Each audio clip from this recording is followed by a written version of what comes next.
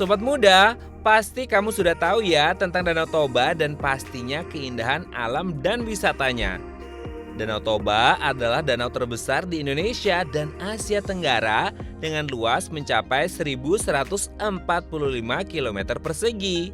Danau yang berlokasi di Provinsi Sumatera Utara ini memiliki sebuah pulau di tengahnya bernama Pulau Samosir.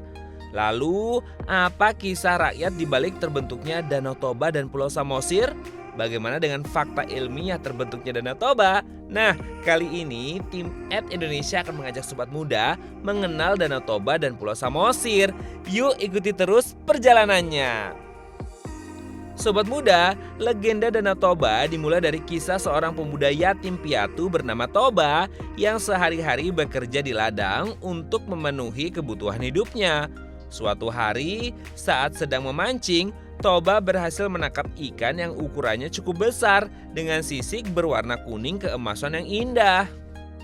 Setibanya di rumah, ikan tersebut berubah menjadi seorang wanita cantik bernama Putri.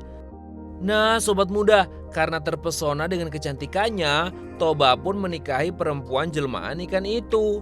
Sebelum menikah, Putri memberi syarat kepada Toba, yaitu menjaga rahasia bahwa Putri sebenarnya adalah ikan. Jika Toba melanggarnya, maka akan ada bencana besar yang terjadi.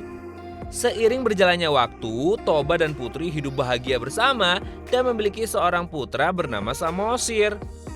Hingga suatu hari Samosir diminta sang ibu untuk mengantarkan bekal makan ke ladang tempat ayahnya bekerja. Dalam perjalanan, Samosir memilih untuk bermain-main di hutan hingga dia merasa kelelahan dan lapar. Makanan yang seharusnya menjadi bekal sang ayah pun dilahapnya. Toba yang sudah sangat lapar dan lelah menunggu kedatangan Samosir merasa marah saat melihat bekal makan siang yang dibawa hanya tinggal sedikit. Dalam kemarahannya, tanpa sadar, Toba berkata, "Anak tidak tahu diuntung, dasar kamu anak keturunan ikan." Samosir pun ketakutan melihat amarah sang ayah, lalu berlari pulang sambil menangis. Sesampainya di rumah, Samosir menceritakan apa yang dikatakan sang ayah kepada ibunya.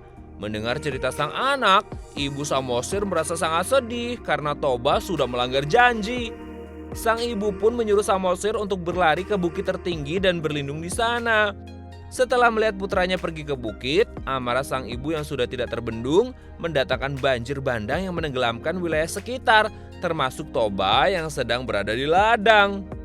Sobat muda, seluruh wilayah terendam air hingga tersisa hanya daratan kecil yang menyerupai pulau. Pulau inilah yang dikenal sebagai Pulau Samosir yang berada di tengah-tengah Danau Toba. Nah sobat muda, itu versi cerita rakyatnya. Lalu bagaimana ya dengan faktanya?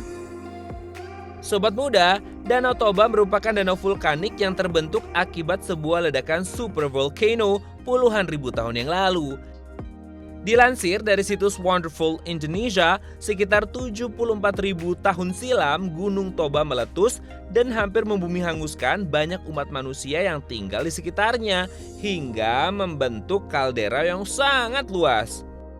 Seiring berjalannya waktu, kaldera tersebut terisi dengan air dan terbentuklah Danau Toba. Nah, kamu lebih pilih versi mana nih sobat muda? Cerita rakyat atau fakta terbentuknya Danau Toba? Sobat muda, berbicara tentang Danau Toba tidak lengkap rasanya kalau tidak membahas lokasi wisata. Nah, ada apa saja sih di Tomok Samosir? Saat tiba di Tomok, sobat muda bisa berjalan menyusuri jalan makam Sidabutar. Sobat muda akan menemui pertunjukan tari Sigali-Gale. For your information sobat muda, Sigali-Gale adalah boneka kayu seukuran manusia yang memiliki kemistisan dan mitos yang melekat di dalamnya. Sigali-Gale dipercaya bisa menari sendiri tanpa diiringi musik loh.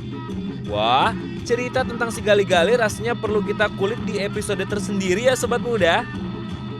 Tidak hanya menyaksikan pertunjukan, kamu bisa ikut menari tortor bersama Sigali-Gale dengan diiringi musik khas Batak. Dan pastinya di bawah arahan dari pemandu setempat ya sobat muda.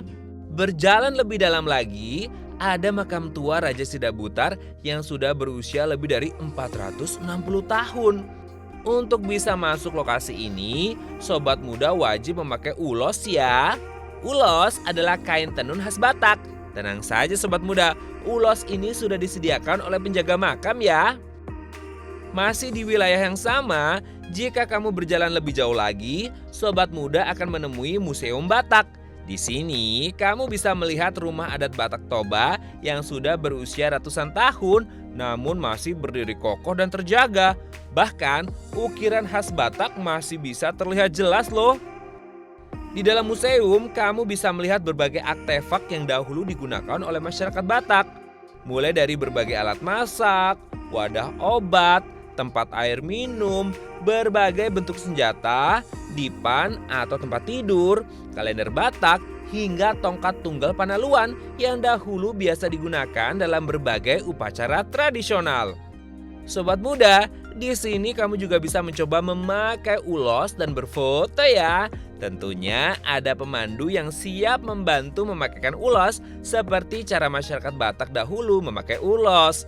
Wah, seru ya sobat muda? Selain belajar sejarah suku Batak, alasan lainnya kamu harus main ke Danau Toba adalah udaranya yang sejuk dan bersih.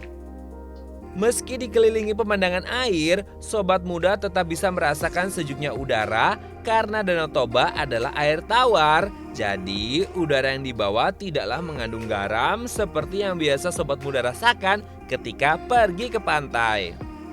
Air Danau Toba pun sangat tenang, jadi cocok nih untuk kamu yang ingin healing dan rileks dari kepenatan pekerjaan ya sobat muda.